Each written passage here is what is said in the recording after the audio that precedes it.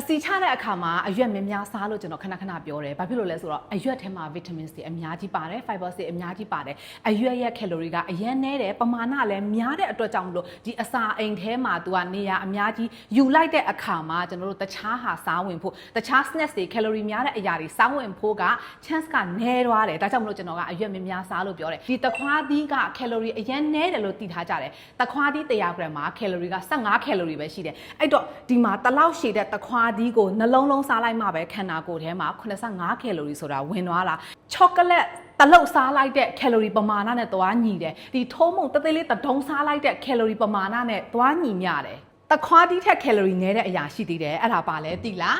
ကြောက်ဖြုံသီး100 gram မှာ10 calorie ပဲပါလားအဲ့တော့ဒီဟာတလုံးလုံးစားဝင်လိုက်မှပဲ